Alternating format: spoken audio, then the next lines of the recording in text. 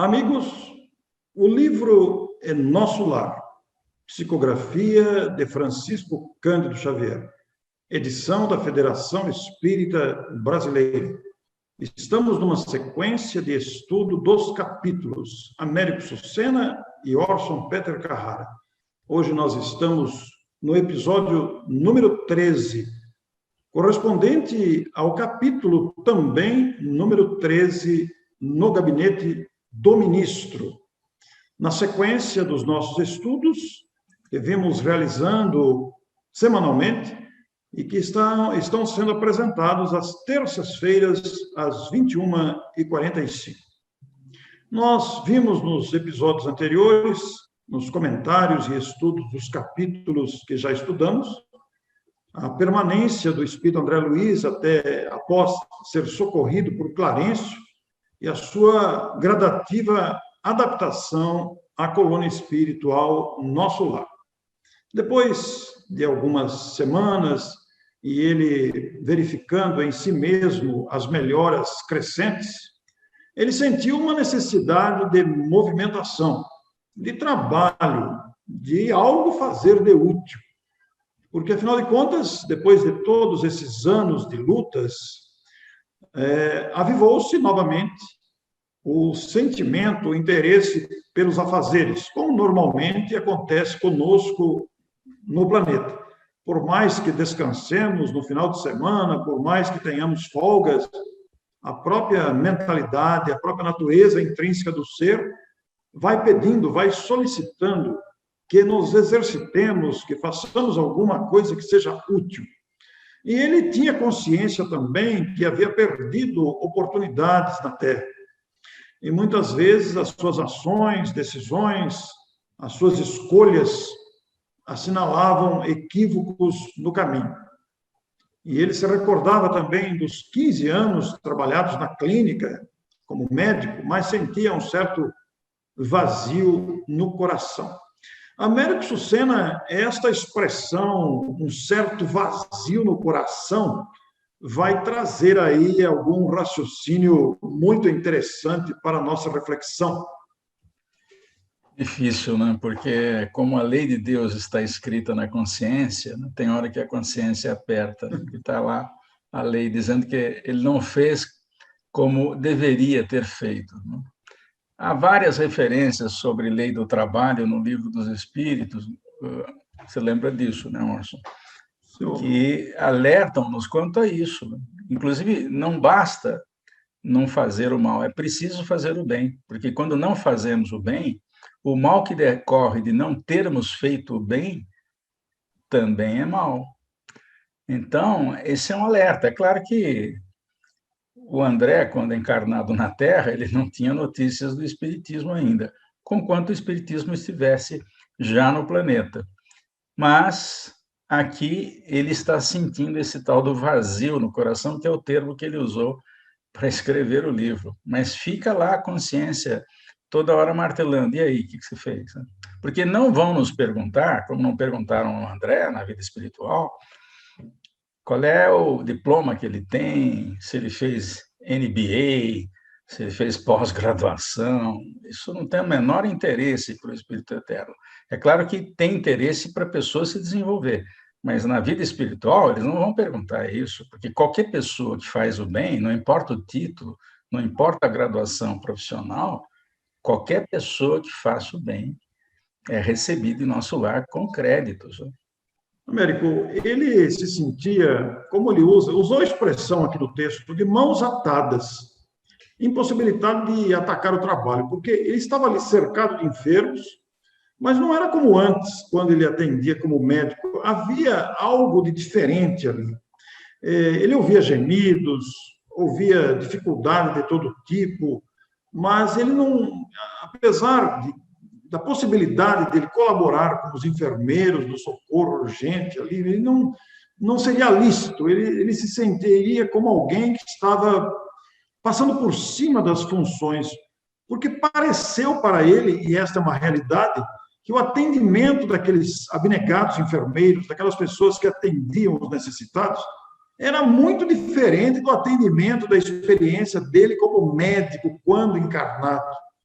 era um ambiente que ele não conseguia ainda entender e até assimilar. Havia algo que lhe faltava interiormente. Quando ele estava aqui na Terra, você lembrou bem, ele tratava o corpo de carne e osso, denso. Agora, na vida espiritual, é outro tratamento, porque é preciso cuidar daquilo que a pessoa pensa, do que a pessoa registra no pensamento. Por exemplo, se ela leva da Terra uma culpa muito grande, é preciso tratar isso. E isso não é tratável com compressa, com medicação via oral, intravenosa. Isso tem que tratar a mente. Então, é conversa, basicamente é conversa, alertando dos perigos da pessoa fixada na raiva, no medo, na tristeza, na culpa. Então, isso é complicado. E ele percebeu, tanto que ele vai dizer, numa frase abaixo, qualquer enfermeiro, ele nem se referiu aos médicos, mas qualquer enfermeiro lá em nosso lar sabia mais de medicina do que ele. E isso, Américo, se enquadra numa outra frase que está aqui, que ele diz que a medicina lá, no novo ambiente que ele estava, naquele ambiente diferente para ele, que ali não levava em conta os títulos conquistados, como você se referiu, que qualquer enfermeiro agia diferente dele como médico, porque a medicina começava no coração, quer dizer, é aquilo que você disse anteriormente, a necessidade de acalmar os ânimos, a necessidade de trazer confiança ao paciente, coisa que alguns médicos não fazem, ignoram a aflição do paciente. Alguns médicos, isso não é regra, né? Muitos médicos são verdadeiros psicólogos também, são verdadeiros pais. Mas existem os médicos indiferentes à aflição do paciente. Cuidam apenas da questão física, da ferida, da dor, e esquecem a aflição, a angústia que está dentro do coração. E aí foi que o nosso Lísias, diante desse questionamento que ele faz a si mesmo, da necessidade de fazer algo de útil, vendo o esforço daqueles colegas que ali trabalhavam naquela região onde ele estava, o Lísias sugeriu, por que você não vai aconselhar-se, buscar o socorro do Clarencio? Isso foi que nem uma luz na cabeça dele, acendeu ali, nossa, como é que eu não pensava nisso antes? Ficou todo animado. Vou procurar Clarencio. Américo, é a partir de aí que a história muda de figura, não é? Ah, se ele soubesse. Mas deixa ele ficar animado, pelo menos ele vai lá falar com o Clarencio, né? Nem nós aqui que estamos fazendo o estudo do livro, nem nós temos o direito de matar a esperança do André Luiz e de jogar água fria no seu ânimo, né? Não que o Clarencio seja uma experiência ruim, mas é que ele não esperava o que ele ia ouvir do ministro. Américo, conta aí o que aconteceu quando ele chegou na sala de espera. Então, os ministros em nosso lar, eu imagino, eles têm um tempo dedicado a ouvir, sobretudo tutelados, né? Porque nós vimos em capítulos anteriores que André Luiz passou a ser um tutelado de Clarencio. Acho que é bom explicar isso, né? Por que tutelado? Porque a mãe do André Luiz, que conhece Clarencio, a mãe do André Luiz vive numa esfera superior a nosso lar. Ela intercedeu junto a Clarencio para que Clarencio observasse o próprio filho. Então, esse mecanismo da intercessão funciona em nosso lar, mas a mãe de André Luiz deve ter muitos méritos. Primeiro, porque mora numa esfera acima da que Clarencio vive. Então, quando Clarencio recolhe André das regiões inferiores, ele passa a ser o tutor, aquele que vai dar as primeiras notícias, o primeiro atendimento. E isso é muito importante. Na vida espiritual, isso funciona, não? Então, se alguém perguntar, você é tutelado de quem? Eu sou tutelado do Clarencio, ou da ministra venerante. Então, por isso que é bom ter amigos na vida espiritual, porque a gente pode precisar deles, porque nós vamos precisar de tutela. Vamos precisar de tutela. Aliás, Américo, esse capítulo aqui, no próximo capítulo, que é o 14, que veremos na próxima semana, o final dele me levou às lágrimas, porque eu li também o 14, né? me levou às lágrimas ao pensar nesse investimento consciente ou inconsciente que a gente precisa fazer nos corações alheios, gerando gratidão nos corações alheios, ou amor no coração alheio, que poderão ser intercessores a nosso favor. E o André Luiz tem a intercessão da mãe, né? É. É bom a gente cultivar amigos aqui na Terra, ajudá-los, porque se eles forem primeiro, quem sabe eles podem nos tutelar, né? Aliás, Américo, você dizendo isso, você abre aí uma perspectiva muito grande, porque o fazer o bem, o conquistar amigos, é do nosso próprio interesse, né? E não deixa de ser um trabalho também. É o trabalho do espírito esse. O trabalho de nos tratarmos bem uns aos outros, de nos atendermos às necessidades uns dos outros. Minha Muito avó bem. tinha uma frase curiosa que dizia assim: quem tem amigos não morre de fome. Pois é. É uma frase que ela trouxe lá de Portugal e repetia isso para nós, para minha irmã e para mim, quando éramos crianças. Ela sempre dizia isso: faça amigos, você pode precisar deles. Ou eles Américo, precisarem de você, né? ou o contrário, né? É, Américo, você me fez pensar uma coisa quando você se referiu, aí não tinha pensado nisso. Você se referiu que a mãe de André Luiz está numa esfera superior. Quer dizer, superior ao nosso lar, naturalmente habitando uma situação muito mais confortável do que nosso lar. E aí ela solicita a intercessão de Clarencio. Para Clarencio, um pedido vindo de uma esfera superior tem um grande significado, hein? perfeito, você captou bem, exatamente, porque está atendendo um espírito que está acima da categoria dele, Clarencio, Isso. né? Então, ele vai atender, porque ela não está fazendo um pedido extemporâneo, tanto que ela não pediu para tirado logo das regiões umbralinas. Ela falou, ó, quando você achar que pode, você tira, né? E quando ele apresentar melhoras, né, que foi quando ele fez a prece, foi as lágrimas durante a prece, aí ele criou condições de sintonia. Então, ela, nesse mecanismo, ela não interferiu, ela só pediu a ajuda de Clarencio, porque ela sabia que em algum instante o filho ia despertar, deve ter alguém responsável por isso aqui. E aí orou pela primeira vez. Muito bem. Bom, Américo, André se surpreendeu porque ele achou que ia ser um atendimento exclusivo. Chegou lá, tinha outras pessoas aguardando e percebeu logo que Clarencio atendia em dupla. Ele não esperava a situação. Para ele foi uma novidade isso aí, né? E a pessoa que foi junto com ele foi uma senhora, acompanhado de uma senhora idosa. Entraram os dois no gabinete. E a mulher começou, como você já disse, já se referiu aí, a pedir em favor dos próprios filhos. E ela chorou bastante, dizendo que queria ajudar os filhos e que precisava da intercessão de Clarencio para ajudar os filhos. E André ali, só ouvindo a conversa. E a pergunta que o Clarencio fez, né, Américo?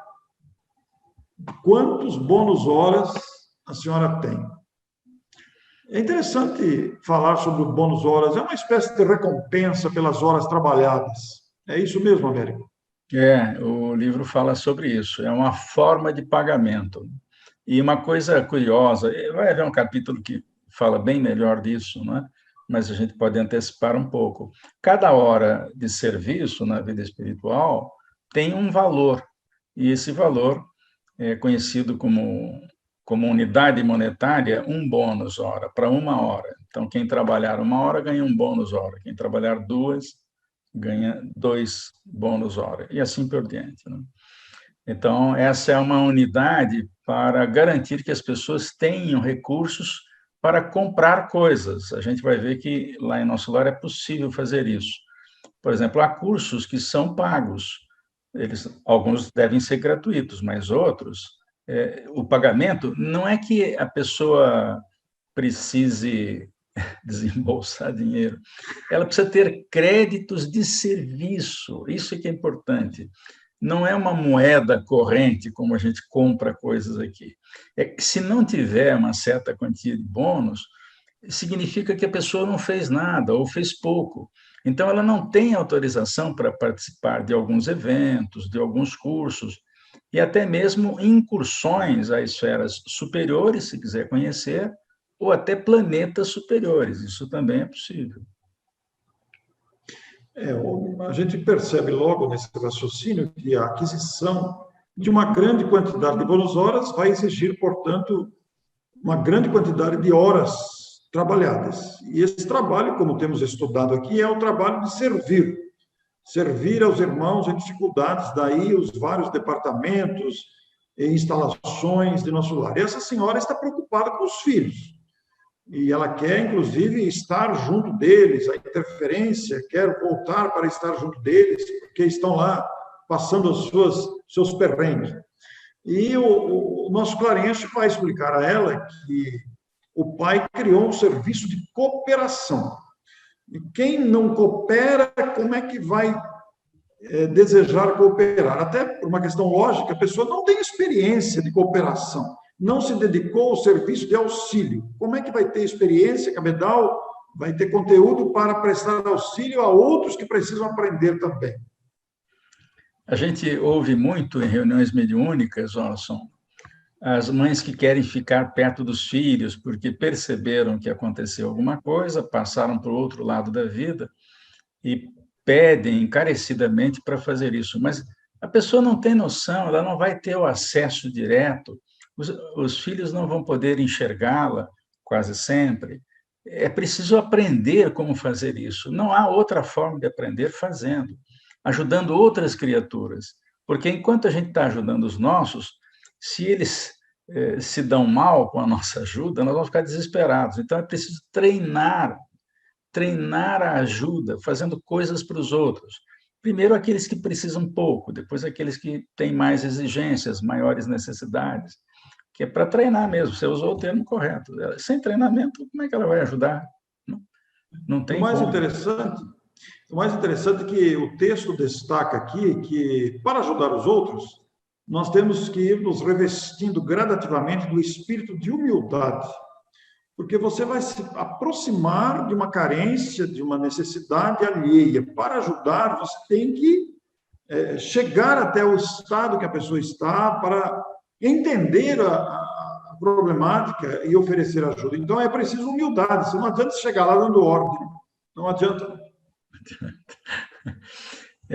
As coisas mudam um pouco na vida espiritual, né? A gente já consegue perceber isso. E nós estamos falando de uma região umbralina, mas as coisas mudam, porque os que dirigem a colônia, eles até poderiam estar vivendo em esferas acima, mas eles aceitam trabalhar nas esferas abaixo exatamente para ajudar aqueles que estão mais necessitados. Essa é uma tarefa. Eu acredito que o próprio governador do nosso lar, se quisesse, ele poderia estar numa esfera superior. A ministra veneranda, que é citada no livro, ela ganhou uma premiação por 1 milhão de horas de serviço, e chegamos até a falar em programa anterior a respeito disso, mas eu não tinha ideia de que ela não recebeu bônus, ela abriu mão dos bônus. A Mara, relendo o livro, Mara, minha esposa, Mara Sucena, relendo o livro, ela me falou, Américo, ela não quis receber nenhum bônus. Ela trabalhou 1 milhão de horas sem receber nada. Esse espírito podia estar muito acima da esfera de nosso lar, mas está lá provavelmente preocupado com um ser querido que ficou para trás, na crosta ou nas esferas intermediárias. Então, ela, por amor, isso é por amor, ela quer ajudar. Américo, essa renúncia que a Mara descobriu, né, no texto, relendo, ela renunciou aos bônus horas.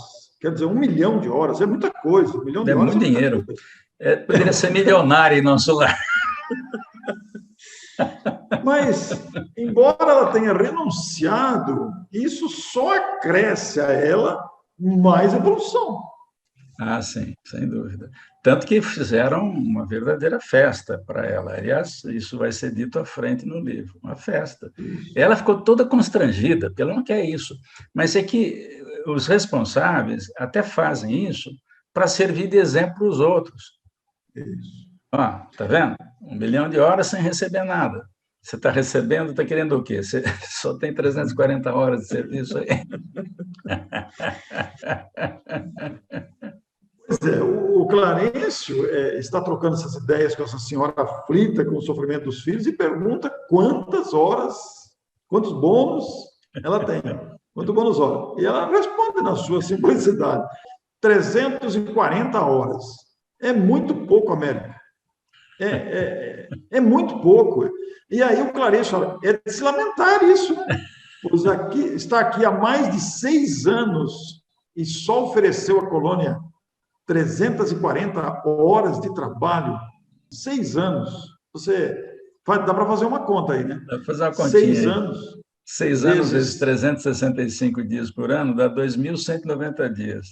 E 340 horas dividido por 24 horas por dia, para saber quantos dias ela trabalhou, dá 14. Em 2.190, ela trabalhou 14. 14 dias em 2.190. Uma quinzena, não deu nem uma quinzena de um mês em 6 anos. Ou férias compridas essa, meu Deus. Você fez até uma conta aí, Américo, 0,6%. 0,6%. Não é nem 1%. Não é nem 1%. Do tempo que ela estava lá, 6 anos. Nossa, muito. E estava lá 6 anos disponível para o trabalho, porque o André ainda não estava em condições de trabalhar. Então, ele ficou um período lá sem condições de trabalho. Então, eu imagino que esses 6 anos seja o período em que ela ficou apta, adaptada à esfera nosso lar, e, portanto, poderia realizar algum trabalho. E trabalhou 14 dias. Américo, e apesar dessas explicações todas do Clarencio, e o André destaca que ele não perde a serenidade, né? Ele não perde a firmeza e nem a serenidade, são 2 atributos aí. Ele não fica impaciente porque ela continua reclamando, nada disso, ele fica firme e sereno.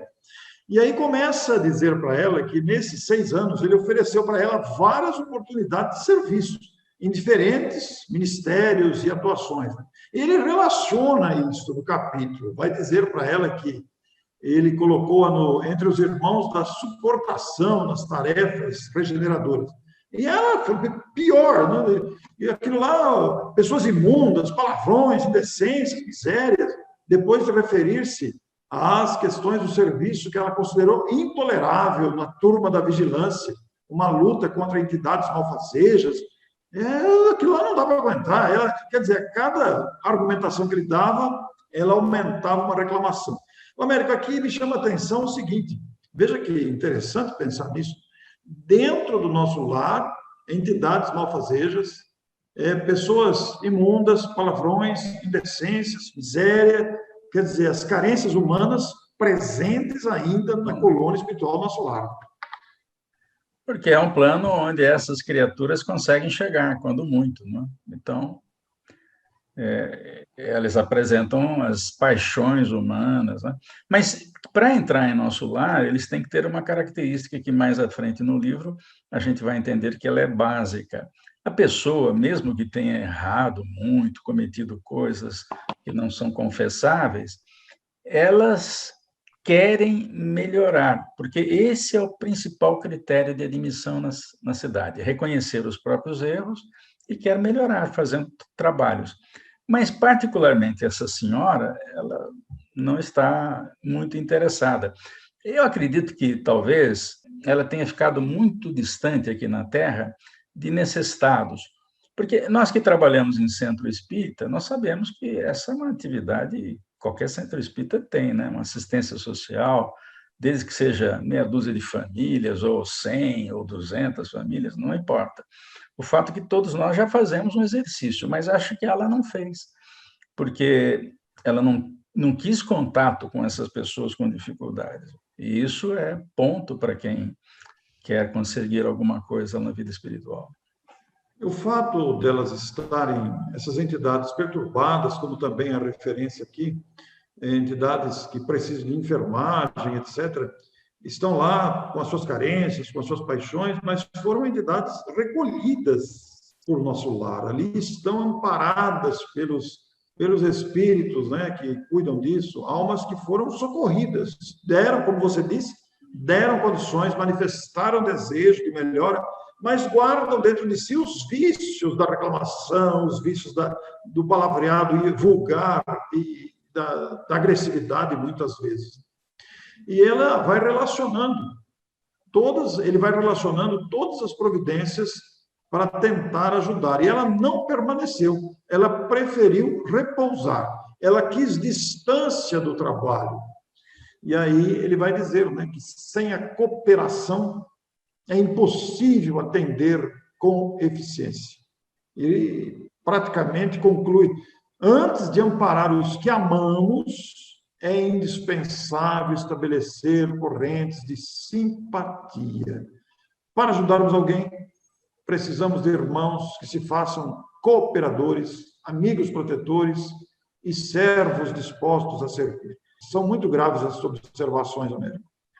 De fato, ela estava numa situação difícil ali, porque certamente aquilo constrangeu um pouco o André Luiz, que estava ali do lado, ouvindo essa história, porque para ele ali ficou claro que, afinal de contas, quem não trabalha não merece ter atendidas as suas necessidades. Então, veja só o desespero de uma mãe que deixou seus filhos na terra e quer cooperar com eles, mas só os filhos, os outros não.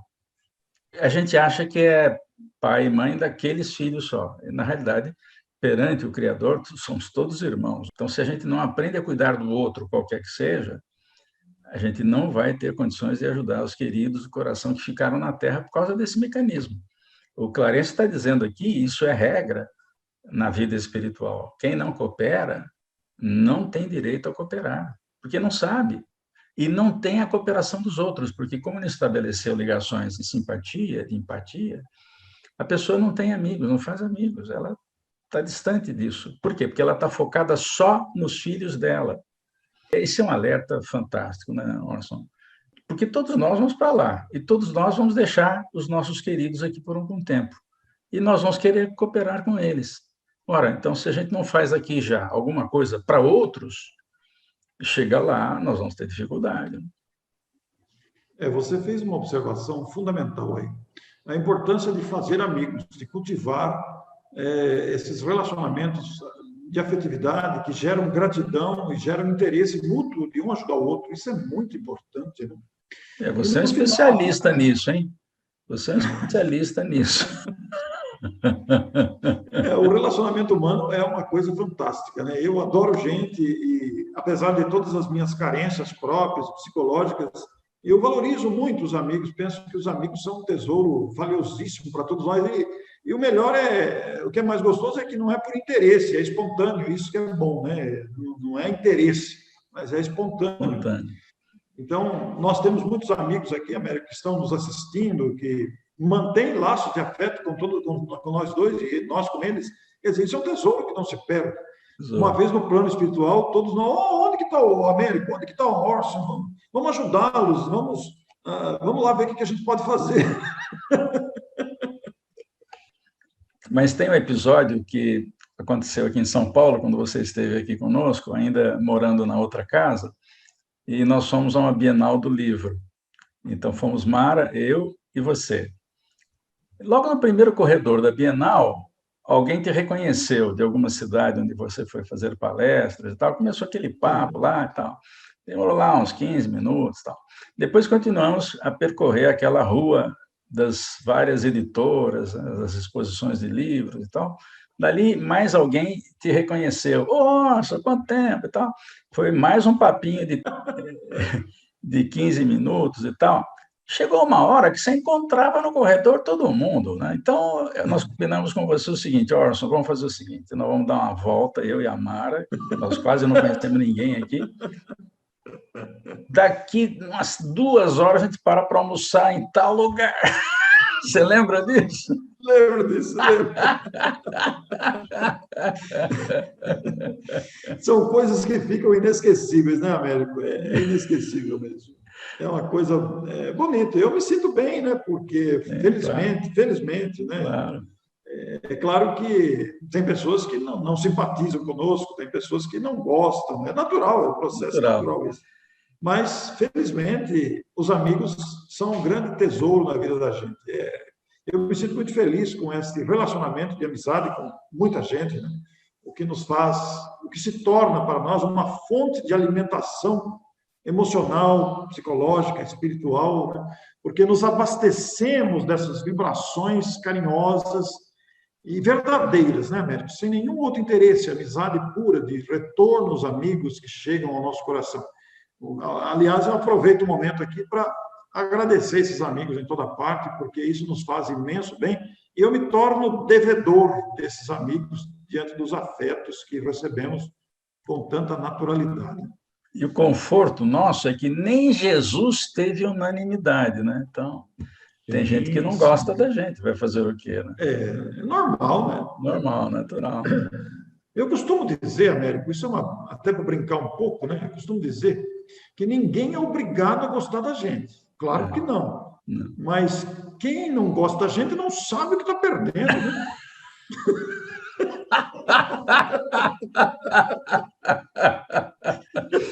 Ó, uma coisa é certa, quando a gente está junto, a gente dá muita risada, né? E isso é muito bom.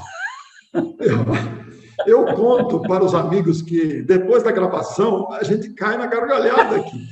E a Neuza perguntou, mas por que vocês riem depois? Eu falei, é que passou o sufoco da gravação. Porque não é fácil a tensão da gravação, porque você tem que estar atento ao que vai falar, a sequência do capítulo, a segurança que precisa ter, doutrinariamente, precisa tomar cuidado com o que vai falar. Então, quando acaba a gravação, vem aquela adrenalina toda e a gente ri mesmo. É muito bom. Mas isso que eu falei, Américo, brincando, descontraindo, de que quem não gosta da gente não sabe o que está perdendo, isso vale para todas as pessoas. Né? Não estou me referindo a mim, estou me referindo a qualquer pessoa, porque toda pessoa, como você disse no início da gravação aqui, toda pessoa tem seus valores próprios, todas as pessoas têm valor, têm cargas emocionais importantes. Né? Mesmo essa senhora que está chorosa aqui, com 340 horas apenas, ela tem o seu valor de trabalho. Foram 14 dias em 6 anos, mas foram 14 dias. Nessa altura da conversa, o André Luiz está bem acabrunhado ali, né? Ele está meio chateado, né? Porque o Clarencio terminou, quase terminando a entrevista com a senhora, dizendo assim: o que fará a senhora na Terra se não aprendeu ainda a suportar coisa alguma? Américo, essa é uma chicotada e tanto, hein? A gente aprender a suportar as coisas, né? Como é que a gente vai querer se a gente precisa aprender a suportar? Quando eu li isso aqui, eu pensei nas mínimas situações que às vezes a gente não suporta. Você chamou atenção para esse detalhe, que é o Clarencio não se alterar emocionalmente. Então, ele fala pacificamente, ele não agride, mas ele é firme. A senhora não pode fazer um trabalho que a senhora não tem experiência. É simples assim, né? E ainda diz mais: e volte aos campos de repouso, onde se abrigou ultimamente, e reflita. É a única coisa que ele pode fazer. Mas não brigou com ela, deu a ela tempo necessário para ela fazer reflexões. É claro que, em algum instante, ela vai despertar, porque os filhos estão na terra, ela não faz nada, ela já sabe qual é o critério, ela vai fazer alguma coisa, vai ter que suportar, porque é do ser humano encarnado na Terra uma série de coisas que não são adequadas e que nós precisamos vencer. Ela tem esses problemas, nós temos os nossos e vai por aí afora. Nós temos que aprender. Você até citou essa frase que está aqui, Américo, mas como nós estamos concluindo o capítulo, né, vale a pena dizer: os que não cooperam não recebem cooperação. Isso é da lei eterna. Você já citou a frase, mas para concluir o estudo deste episódio, reforçar isso aqui. E nessa altura, Américo, a mãe aflita, aquietou-se, né, ainda chorando, e o ministro, então, voltou os olhos para André Luiz, que estava lá se encolhendo na cadeira. Aproxime-se, meu amigo. E André, hesitante, aproximou-se, levantou-se para conversar. O próximo capítulo a gente vai ver essa conversa aí. Mas eu brinco em palestra, porque na palestra a gente faz o nosso lar em 1 hora. É bem rapidinho, a gente quase não fala nada na palestra, usando as imagens do Projeto Imagem. E essa imagem que nós vimos, do Clarencio conversando com a senhora e com o André Luiz, a gente fez, mas a gente não conta que a conversa continuou no seguinte capítulo. A gente conta ali um resumo das duas conversas. Da conversa, né? Então, diz que ele teria, eu brinco, dizendo que o Clarencio então perguntou, e o senhor, o que o senhor quer? E ele olhou com aquela cara de espanto, nada. A mulher tinha 340 horas de bônus, ele não tinha um bônus, não tinha nada. Ele não tinha feito nada ainda, né? Nada, não trabalhou nada, não tem bônus nenhum. Então, ele fez a conta. O que eu estou fazendo aqui? No próximo episódio, na próxima terça-feira, nós vamos acompanhar a conversa de André Luiz com Clarencio. Para aqueles que já leram o capítulo, sabem do conteúdo, né? Para os que não leram, poderão ler ou aguardar a próxima semana para acompanhar aqui o diálogo da solicitação de André, como vocês lembram? Vocês se lembram, no começo aqui, ele estava querendo ser útil, estava querendo ocupar as suas horas. Ele que fora médico na Terra, perceber um ambiente diferente. Foi atendido em dupla com Clarencio por sugestão de Lísias. Depois de ouvir tudo aquilo que a mulher, que tinha apenas 340 horas, bônus horas em 6 anos, chegou a vez dele de falar. O que será que André Luiz vai ouvir de Clarencio? Assunto para o próximo capítulo, próximo episódio. Esperamos você. Nosso abraço, até a próxima.